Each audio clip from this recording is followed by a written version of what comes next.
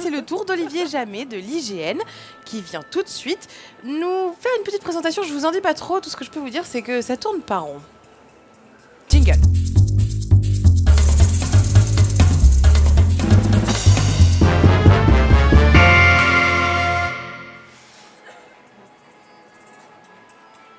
Depuis Copernic, on nous raconte que la Terre tourne autour du Soleil. Est-ce que c'est la vérité qui dit oui? C'est bien, il y en a qui sont cultivés. On va voir que c'est peut-être pas si simple. Moi, la question que je me pose, c'est qu'est-ce qui nous prouve vraiment que c'est la Terre qui tourne autour du Soleil et pas l'inverse? En fait, moi, je vais vous répondre rien. Et je vais vous montrer deux observations qui vont vous convaincre. La première, elle dit que la Terre est fixe dans le ciel. Et je vous promets, c'est une vraie observation. On parlait des illusions d'optique, donc peut-être c'est un lien. Hein. La deuxième, elle dit que la trajectoire de la Terre est à peu près rectiligne. Vous en pensez quoi? Bon, je voulais juste vous réveiller, c'est l'heure de la sieste. Évidemment, je provoque un peu. La première observation est faite de la Lune. La Terre est à peu près fixe dans le ciel de la Lune. Et la deuxième observation, elle regarde la galaxie. Alors, le mouvement dominant, c'est la rotation de la Voie lactée sur elle-même.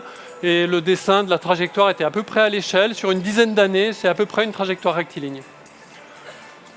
Évidemment, si je me mets au centre du Soleil, je vois la Terre qui tourne autour. Bon, mais il fait très chaud au centre du Soleil. Ce qu'on aborde ici, c'est la question de la relativité du mouvement. Vous en avez fait l'expérience. Le mouvement observé est relatif au mouvement de l'observateur. Dans le train, par exemple, vous êtes immobile et un voyageur sur le quai vous voit vous déplacer.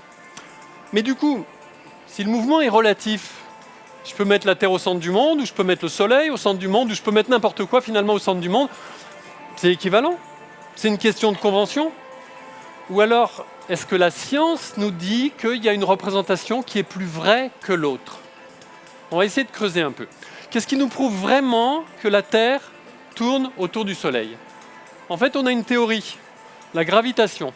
Elle est due à Einstein, on l'appelle la relativité générale. Je vais encore parler un peu de relativité. Et nous, dans mon métier, on utilise aussi une théorie beaucoup plus ancienne qui est due à Newton, mais qui est, dans beaucoup de cas, une très bonne approximation de la théorie d'Einstein. Newton, c'est le premier qui a unifié la chute des corps et le mouvement des planètes. C'était assez sympa.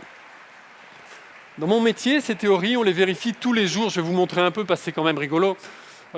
Newton, par exemple, la chute des corps. Newton, il nous dit que si on lance très fort un objet, il ne va pas retomber sur Terre, il va se mettre à tourner autour et décrire une ellipse. Je vais vous montrer, non pas avec ça, je vais vous montrer comme ça. On va aller sur le plateau de Calerne. Et là, j'ai des collègues de l'Observatoire de la Côte d'Azur qui sont en train de tirer au laser dans le ciel. 1 mégawatt, hein, c'est pas rien. Et ils guettent des échos minuscules avec un télescope. Et ils tirent sur quoi? Ils tirent sur une boule de métal qui fait 60 cm et quand même 400 kg et qui vole à 6000 km au-dessus de nos têtes depuis les années 70. Et ils ne sont pas les seuls. Il y a une quarantaine d'observatoires dans le monde qui font les mêmes tirs. Et avec toutes ces observations, on peut mesurer la trajectoire de cette boule au centimètre près. Et cette trajectoire, elle vérifie la théorie. Et on peut faire ça avec plein de satellites, les Galiléo, la Station spatiale internationale, où notre ami Thomas Pesquet est monté, ou d'autres. Toutes les trajectoires sont celles qu'on attend. Et quand on regarde de la Terre, parce que la Terre tourne sur elle-même en même temps, c'est assez joli quand même. Donc enfin bon, Newton, ça marche. Mais Einstein, ça marche aussi. La théorie d'Einstein, elle prédit un effet assez extraordinaire dont on a un petit peu parlé en relativité restreinte, qui est un effet sur le temps. Si je prends deux horloges, que je les mets à la même heure au sol, que j'en monte une dans l'espace, celle de l'espace va aller plus vite que celle du sol. C'est un effet infime, mais c'est extrêmement important dès qu'on fait de la mesure.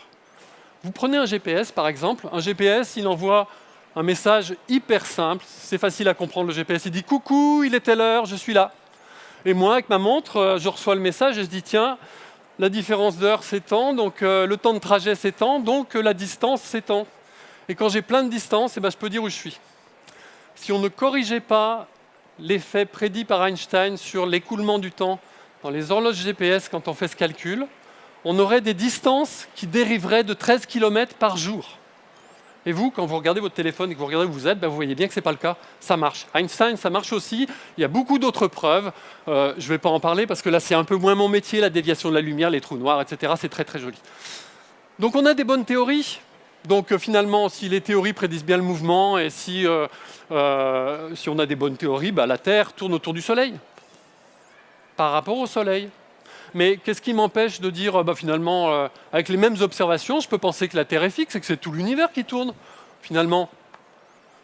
Vous allez me dire, il est fou celui-là. Dans la vie courante, on voit bien que quand ça tourne, on le sent. Hein. Si vous prenez un virage un peu serré, vous la sentez, la rotation. Hein. Donc la rotation, ça a quand même l'air absolu. Bon, c'est pas si simple.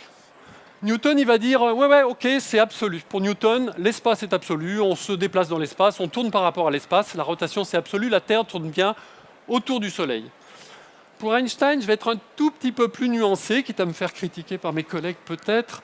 Dans la théorie d'Einstein, on tourne bien dans un espace, mais c'est un espace qui est extrêmement lié à la matière. Du coup, il y a plein de scientifiques qui disent en fait on tourne par rapport à la matière et donc par rapport à la matière de tout l'univers. C'est grand l'univers. Et du coup, il y a même quelques scientifiques, je ne sais pas si c'est la majorité ou pas, on fera un sondage, qui disent mais si tout l'univers tournait dans un entier, en fait on ne pourrait même pas le mesurer, on ne le sentirait pas. Si on pense ça, ça veut dire qu'on peut très bien imaginer que la Terre soit fixe et que ça soit l'univers qui tourne. Si tout tourne et qu'on ne le sent pas, après tout, on ne peut pas le prouver. La photo qui apparaît là-dessous, c'est celle d'Ernst Mach. C'est un physicien du 19e qui avait proposé un principe de relativité de ce type-là. Pour lui, la rotation est relative. On ne peut pas affirmer si la Terre tourne autour du Soleil ou l'inverse, ou qui tourne dans l'univers. Son principe, il a beaucoup inspiré Einstein, mais il n'est pas démontré. Donc pour l'instant, on s'en tient aux théories établies. La Terre tourne bien autour du Soleil, le Soleil tourne bien autour du centre de la galaxie. Mais peut-être que demain, on dira autre chose. La science aussi, c'est relatif. C'est relatif à l'état des connaissances. Oh, dis donc, Olivier. Ça fait tourner la tête, tout ça. Ah Venez ouais, par ça ici, tourne, vous allez hein. tomber. Non, d'accord, ok, attention. Je vous invite Je à rejoindre prends le bar ça de la quand même. science. Je garde les télécommandes. Jamais. Bravo. Merci. Bel exercice, ça aussi. Hein. Félicitations. Installez-vous, on a aussi quelques questions à vous poser. Donc je rappelle que vous êtes directeur du LAREG, c'est le laboratoire de recherche en géodésie à l'IGN, l'Institut national de l'information géographique et forestière. Ça a été rajouté. La géodésie, c'est la science de quoi, de la forme de la Terre et des dimensions de la Terre, on pourra le résumer comme ça. Grosso modo, la géodésie, c'est la mesure de la Terre. Ça vient d'un mot grec. En fait, au départ, les géodésiens, c'était des arpenteurs. Hein. C'est le problème du cadastre. Il faut bien mesurer pour que les gens soient bien rétribués en fonction de leurs propriétés. Mais maintenant, on en est passé à une autre échelle et on mesure la Terre dans son entier. On en parlera tout à l'heure. Oui, on va en parler. Et puis justement, il y a une application concrète, c'est quand même de pouvoir positionner aussi des satellites, de les faire se repérer par rapport à la Terre. Alors, on va continuer parce que c'est très intéressant. Hein. Vous êtes parfaitement complémentaires. On avait commencé avec la relativité restreinte. Voilà, on avait commencé par expliquer dans la relativité restreinte que la vitesse se dilatait. Okay, et là, vous nous avez rajouté quelque chose qui nous intéresse aussi beaucoup, c'est l'histoire de la gravité terrestre qui se rajoute en plus là-dessus. Oui, alors c'est quand même drôlement compliqué. Alors si on imagine par exemple un satellite GPS que vous envoyez, il est à quelle altitude ? Il est à 20 000 km à peu près, donc ça fait 3 fois l'Orient terrestre. Quoi, à peu près, hein. Il va à quelle vitesse ? Et il va à une vitesse de l'ordre de 2 km/s. Okay, c'est tout petit par rapport à la vitesse de la lumière. Hein. L'altitude, ça nous permet de calculer la gravité qui s'exerce sur lui par rapport à la Terre. La vitesse, vous venez de nous la donner, ça permet aussi. Alors en gros, il perd combien de temps ce satellite ou il gagne combien de temps entre les deux ? Est-ce qu'on peut faire un calcul, même, je ne vous demande pas la précision, mais pour nous donner une idée. En gros, moi je dirais qu'en relativité restreinte, il gagne rien du tout quasi, parce qu'on est dans des vitesses très très faibles par rapport à la vitesse de la lumière. Et l'effet de la gravitation, par contre, ça lui fait avancer de l'ordre de 45 microsecondes par jour. Olivier Jamais, est-ce que le satellite, quand il passe au-dessus d'une montagne, il ralentit par rapport à quand il est au-dessus d'une fosse océanique. Une très haute montagne. Alors, l'Himalaya. l'Himalaya. Alors, les GPS, ils sont quand même un peu hauts pour être sensibles à ces effets. Par contre, les satellites les plus bas, hein, quand on observe la Terre, par exemple, quand on fait des images, on a des satellites qui sont plutôt à 600, 1000 km. Et ceux-là, effectivement, ils ressentent l'effet des montagnes et ils vont ralentir quand ils passent sur les montagnes et accélérer après. D'accord. Alors on en revient à notre raisonnement, on n'est pas allé jusqu'au bout. Vous m'avez dit qu'avec la gravité terrestre, c'était quoi? Plus 45 secondes Microsecondes. Microsecondes. Et par jour, hein. Non, excusez-moi, 45 microsecondes. Et avec la vitesse, on perd... Moi, je dirais rien. Négligeable. Bon, rien, Ouais. rien. Négligeable. Donc il y a un décalage. Donc ça revient à ce que vous expliquiez tout à l'heure dans votre sketch, je peux appeler ça comme ça. Ok, c'est comme ça que vous vous êtes retrouvé à Fos-sur-Mer à passer vos vacances alors que finalement vous vouliez aller dans les Calanques. Le micro, s'il vous plaît, de Roland. S'il y a un décalage de, disons, 40 microsecondes par jour, la lumière parcourt 300 mètres par microseconde. 40 microsecondes, ça fait 12 km de décalage par jour. J'adore les calculs avec Roland Le Donc, Moi, c'est lui, vachement il vite, a dit calculer, 40 microsecondes, lui, il a dit 10 km, ça va.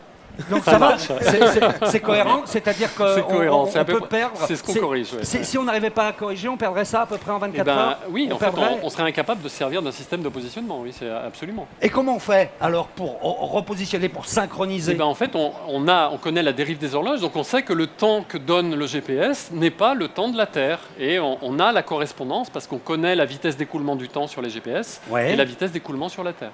D'accord. Donc, en gros, on fait une correction d'horloge, hein, comme quand vous êtes entre Paris et Tokyo, vous faites une correction d'horloge, Ouais. parce qu'on n'est pas dans les mêmes lieux. Là, on n'est pas dans les mêmes champs gravitationnels, donc on fait une correction sur l'écoulement du Mais temps. cette correction, elle se fait, j'ai du mal à imaginer, elle se fait automatiquement? Oui, les comment on logiciels prennent cette correction en compte. C'est pas quelqu'un qui tous les jours va non, remettre il la n'y a, montre à l'heure pas, de... y a pas un petit nain dans votre téléphone qui dit ah mais mince, on a oublié de corriger le. Voilà. Ah, Donc effectivement, il y a des logiciels qui font ça très bien. D'accord, très bien. Est-ce qu'il y a des erreurs parfois qui peuvent se produire? Oui, il y a des erreurs parce qu'en fait, on parle des effets de la relativité parce qu'ils sont extraordinaires. Hein.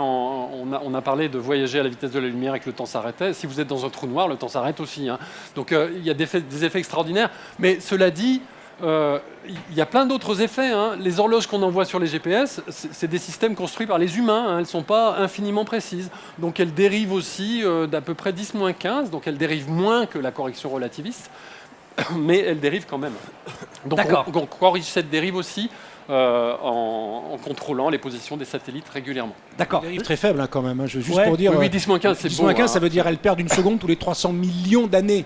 Bon, Oui, ça non, va. non, mais- C'est pas de la merde dans les horloges. Non, comme mais les quand même, GPS. oui, oui, c'est pas- C'est la grande classe. Mais, Non, mais vous avez évidemment, remarqué... Il n'y avait pas d'action chez eux. c'est Non pour mais ça, vous hein. avez remarqué quand même la précision des scientifiques, et pour revenir là-dessus, parce que nous on a Merci. tendance un peu à vulgariser. 10-15, c'est pour ça, c'était pour C'est préciser. vrai qu'on ne voit pas ce que ça veut dire. tu vois. Mais il y a les horloges maintenant, même encore plus précises, les horloges dites à fréquence optique, qui vont dériver de 10-16. Ça veut dire, cette fois-ci, c'est une seconde tous les quelques milliards d'années. Alors Et ça, ces horloges c'est- sont si précises que celles qui sont posées, si vous posez une horloge, là on parle de GPS, enfin, des altitudes 20 000 km, mais vous prenez deux horloges atomiques posées par terre là, vous en prenez une, elles sont parfaitement synchronisées, parfaitement. Vous en prenez une, vous la montez, et vous détectez la désynchronisation qui résulte de l'élévation de 1 mètre. D'accord, on sait mesurer la différence de hauteur entre deux horloges par leur désynchronisation des différences de hauteur de l'ordre du mètre.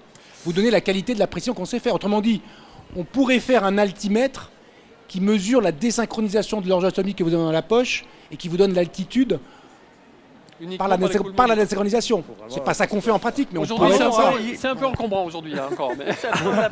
Bravo, merci pour ces explications.